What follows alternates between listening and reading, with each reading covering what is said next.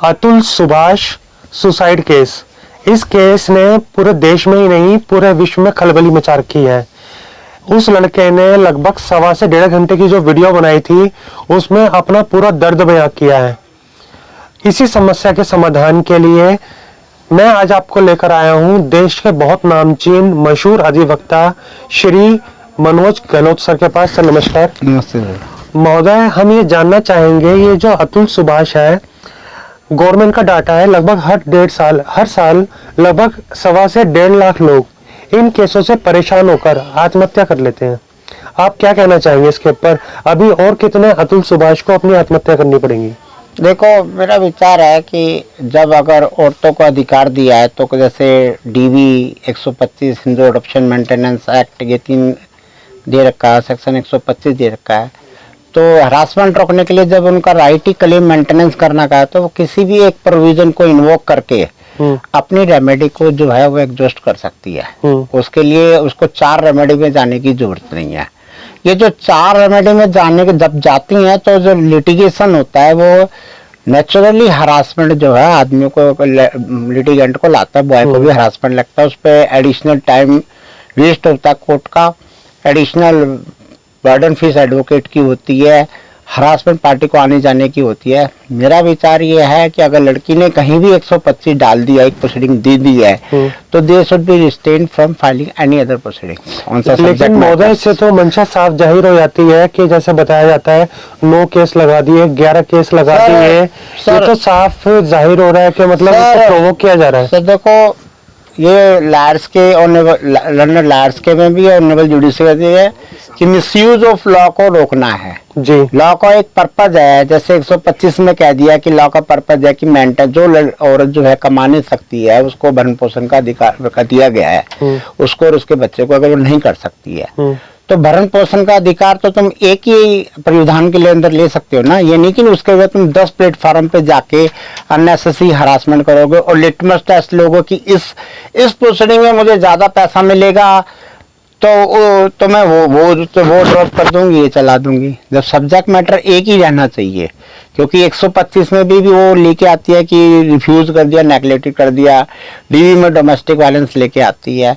तो ये जो cuts out one window remedy है ना, it will reduce the harassment to such a more extent. महोदय, एक विशेष बात हो रहा है, पहले जमाने में कहा जाता था कि मध्यस्थता, मीडिएशन, जैसे कहते थे सेटलमेंट। सेटलमेंट का मतलब ये होता था समझौता हो गया, लड़की अब घर पे ही जाके रहेगी, दोनों पार्टियों में समझौता हो गया। लेकिन अब समझौते का मतलब ही चेंज कर दिया गया, उसका मतलब हो गया अब एलिमनी, कि जी आप कितने पैसे दोगे, 10 लाख, 50 लाख, 1 करोड़। तो समझौते का ये मीनिंग एकदम से चेंज किया कैसे गया, किसके द्वारा किया गया? देखो, समझौते का कंसेप्ट तो अभी भी है। जब कभी भी कोर्ट में कोई प्रोसीडिंग जाती है तो पहले वो पूछते हैं कि सेटलमेंट के कोई चांसेस है या नहीं है। सर लेकिन ये काम तो उन्हों का ही है ना। नहीं, देखो, पार्टी जब कोर्ट में मीडिएशन में पहले अगर कोई रिलेटिव का मीडिएशन नहीं हो सकता, फ्रेंड से मीडिएशन नहीं हो सकता है, तब पार्टी जो है कोर्ट की तरफ अपना जुडिक्शन इन्वोक करती है और उसके बाद ही कोर्ट फर्स्ट इंस्टेंस पे पार्टी से पूछता है कि व्हाट डू यू वांट और if there is a hope of chances of settlement or not. If party says that there is a chances of settlement, then the court fix the matter, issues the notice and fix the matter for conciliation and mediation. Okay, Modi. So the first step is first opportunity is both the parties, whether they want to litigate the matter further or they want to settle the matter amicably, especially at the first instance. And this opportunity should be availed by the parties most of the time. And when the settlement does not come, then they should think about the proceeding the litigation further. तो दो है pre litigation settlement and after institution litigation. Both, if some party does not find any mediator और any influencer person की जिससे settlements हो गए, तब वो कोर्ट में आती है। वहाँ पे वो भी मीडिएशन ही ढूंढना चाहते हैं कि किसी न किसी से मैटर जो सेटल हो सके। महोदय, जैसे कि रेहा वर्सेस रजनीश का जो जजमेंट है, सुप्रीम कोर्ट का जजमेंट है, तो उसका जो भी आदेश है, जो भी जजमेंट है, जो भी कानून है, वो पूरी देश की कोर्टों पे लागू होता है, चाहे वो हाई कोर्ट हो किसी भी स्टेट की, चाहे वो डिस्ट्रिक्ट कोर्ट हो। लेकिन ऐसा देखने में आ रहा है ये तो हर स्टेट ने अपना ही कानून बना रखा है। जैसे कि एग्जाम्पल के तौर पर बनाता हूं मैं, नया वर्सेस रजनीश का जो जजमेंट है उसमें लिखा हुआ है अगर कोई भी एप्लीकेशन है जो मेंटेनेंस के लिए होती है उसमें एफिडेविट, इनकम एफिडेविट देना जरूरी है, लेकिन लड़की पक्ष से ज्यादातर दिया नहीं जाता या फॉल्स दिया जाता है या फिर उसमें कुछ चीज छुपा ली जाती है। चलिए उसको भी हम थोड़ा सा आगे लेके जाते हैं। उसमें आगे एक लाइन और लिखी हुई है कि 60 दिन में एप्लीकेशन डिसाइड हो जानी चाहिए। तो ये जानबूझ के खींचा जाता है 2-2, 3-3 साल एप्लीकेशन के लिए। इसके पीछे पर्पस क्या होता है कि जो एग्जीक्यूशन अमाउंट है वो इकट्ठा हो जाए। देखो, इसको रोकने का एक ही तरीका है, जब भी तुम कोई पेटिशन डालते हो तो ये कोर्ट का ऑब्लिगेशन होता है कि at the first date the affidavit और राजेश्वर से नेहा का जो है एफिडेविट फाइल कर देना चाहिए, होना चाहिए। Without issuing, without filing the same, the notice should not be served upon the opposite parties. और जब फर्स्ट पार्टी अपेयर होती है अपोजिट पार्टी, उसको भी उसी डेट पे प्रोड्यूस करे कि राजेश नेहा का नोटिस जो है अपना एफिडेविट लेके आए, प्लीडिंग बाद में दिखाए। क्योंकि कोर्ट को जो मेंटेनेंस डिसाइड करना होता है वो आदमी के इनकम स्टेटस, एक्सपेंडिचर स्टेटस को होता है, तो वो कोर्ट पहले दिन डिसाइड करके इंटरिम को भी एड इंटरिम रिलीफ दे सकती है। ठीक है ना। इट विल, कोर्ट को उसके लिए टाइम नहीं। अगर इफ यू आर सेइंग कि you have to appear in this court, तो फर्स्ट डेट पे ही तो कोई पार्टी को अपना नेहा वर्सेस का इनकम, तभी उसकी अटेंडेंस मार्क होनी चाहिए, otherwise attendance should not be mark. Okay महोदय, लेकिन कई बार ये भी देखा गया है जो लड़की होती है वो अपनी कुछ चीजों को कंसील कर लेती है या फिर फॉल्स एफिडेविट, जो इनकम एफिडेविट होता है उसको फाइल कर देती है। जब लड़का अगर थोड़ा अपने केस में इन्वॉल्व होता है, बाकी लोगों को पता नहीं लगता, लेकिन जो लड़का इन्वॉल्व होता है केस के अंदर, अपना मतलब जो है स्टडी करता है केस को, तो वो अगर उसकी इस चीज को पकड़ लेता है फोर्जरी को, और वो कोर्ट के अंदर सीआरपीसी की जो 340 धारा है 340 फोर्जरी की, उसको अप्लाई करता है, उसकी एप्लीकेशन करता है या उसका अलग से केस फाइल करता है मजिस्ट्रेट कोर्ट में, तो उसके ऊपर सर कोई कार्रवाई नहीं होती। ये क्या मतलब, ऐसे फिर न्याय कैसे मिलेगा लोगों को? सर इसका सबसे बड़ा, ऐसे तो केस की पेंडेंसी बढ़ती जाएगी फिर। सर इसका सबसे बड़ा समस्या, अगर ये कोर्ट के रिकॉर्ड पे आ जाता है कि लड़की ने फॉल्स इंफॉर्मेशन अपनी इनकम एफिडेविट में या दी है, तो उसके सारे स्टैट्यूटरी रेमेडी जो right to claim maintenance should be declined and forever. महोदय ये कोर्ट में लिखा हुआ है, ये लॉ में लिखा हुआ है, लेकिन ऐसा होता तो नहीं है। ऐसा ही होना चाहिए। ये एक बाउंडन ड्यूटी ऑनरेबल जुडिशरी की है, ये देखनी चाहिए कि कोई भी पार्टी लॉ का मिसयूज ना करे। लॉ का एक पर्पज होता है, कोई अगर लेजिस्लेटिव कोई एक्ट बनाती है तो उसका एक ऑब्जेक्टिव है। कोई भी वुमन का अगर मेंटेनेंस का अधिकार है तो ऐसी वुमन का अधिकार है जो बेसहारा है, जो अपने आप को मेंटेन नहीं कर सकती, उनके लिए लॉ बना है। लेकिन कोई भी प्रोसीडिंग ये नहीं कहती कि तुम झूठा एफिडेविट और झूठी इन्फॉर्मेशन लो और उस प्रोविजन का जो है मिसयूज करो। तो उसकी बाउंडन ड्यूटी ऑनरेबल जुडिशरी पे है, they have to discharge the same. ताकि इस तरह की अगर कोर्ट को लगेगा, जब लड़की के दिमाग में फियर हो जाएगी कि मेरे अगर झूठा एफिडेविट से मेरे अधिकार वंचित हो जाएंगे, तो she will never disclose the false information in the court. मुझे कई बार देखा गया है, जैसा आपने बताया लॉ में लिखा है, लेकिन ऐसा होता नहीं है। कई बार कंटेम्प्ट लगने के बाद मतलब नहीं है। हमारे देश में कानून है कि द पर्सन वो should approach to the courts must be clean hand, that is the law of the land declared by the supreme court, that should be complied or not complied. It is the judicial morality and judicial conscientiousness, and the law is very good. There is no fault with law. महोदय जैसे कि एक जो धर्मपत्नी होती है, लड़की होती है, उसमें कई सारे प्रावधान दिए गए हैं, जैसे आपने बताया equal to maintenance etcetera etcetera, लेकिन लड़के के पास खाली एचएमए के अंदर 24 की एप्लीकेशन ही होती है दाखिल करने के लिए, जिससे वो अपनी वाइफ से मेंटेनेंस ले सकता है। और उसके ऊपर भी देश में कई बार देखा गया है कि कुछ होता नहीं है और वो रिजेक्ट कर दी जाती है। इसका कैसे समाधान निकलेगा? देखो, अगर इक्वल टू मेंटेन है तो दोनों के लिए बहुत क्लियर होना चाहिए। मेरी तो व्यू इसमें बात है कि अगर कोई लड़की ने कोई बीटेक है, एमटेक है, एमबीए फाइनेंस है, लॉयर है, चार्टर्ड अकाउंट है, despite of the same they are approaching to the court for claiming the maintenance, that is a severe misuse abuse of law. और केवल मेंटेनेंस करने लेने के लिए नौकरी छोड़ना, ये भी misuse and abuse of process of law है।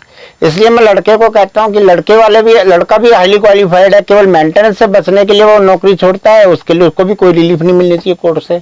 तो मेरा विचार ये है कि जो कमाने की कैपेसिटी है, माँ बाप जो है 5-10 लाख 15-15 लाख रुपए के लगा के बीटेक कराते हैं, एमटेक कराते हैं, एमबीए पैसे करते हैं, तो ऑब्जेक्ट खाली बैठेंगे थोड़ी। एजुकेशन का एक ऑब्जेक्ट क्या है कि to make a person capable to earn his livelihood.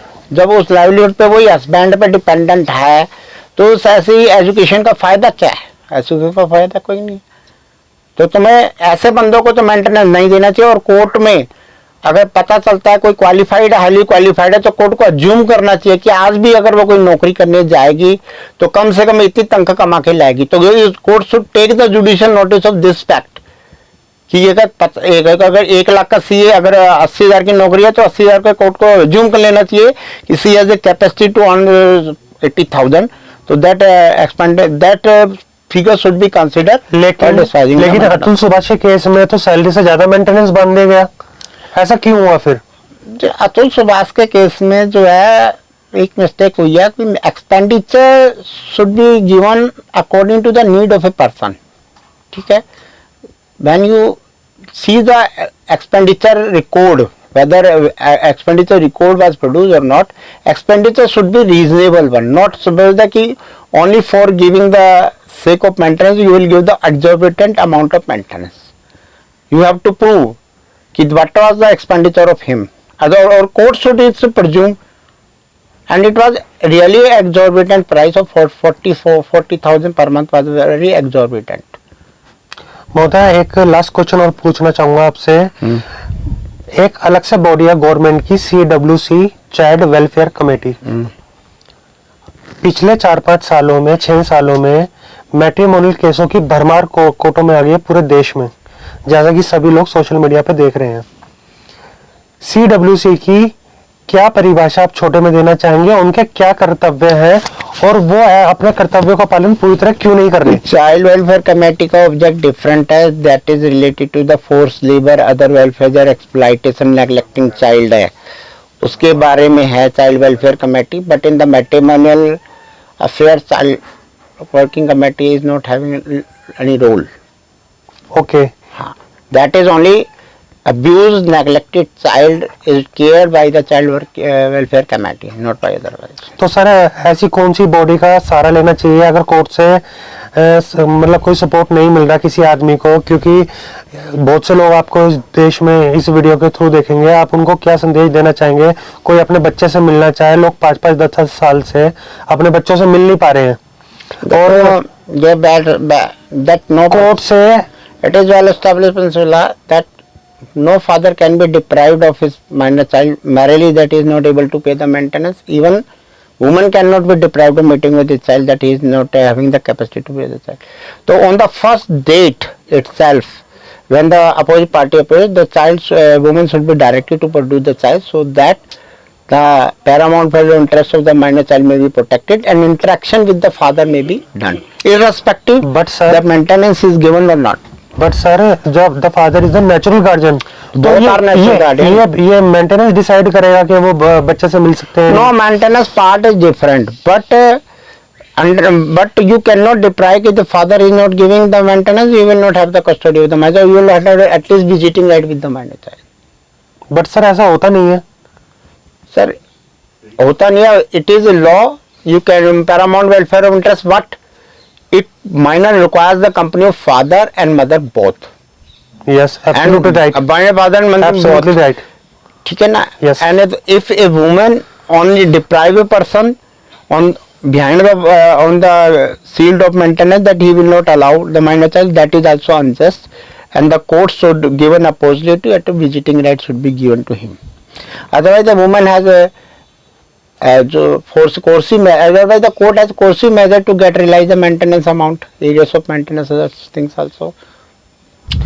तो दोस्तों ये थोड़ी सी चर्चा थी आप लोगों को बताने की कि ये जो केसेस होते हैं क्या होते हैं और बहुत ज़्यादा संख्या में ये केस हमारे देश में होते जा रहे हैं। मैं आपको थोड़ी सी उम्मीद बना देना चाहता हूँ, जो लोग ऐसी मानसिकता रखते हैं कि मतलब सुसाइड एक समाधान है, ये कोई समाधान नहीं है।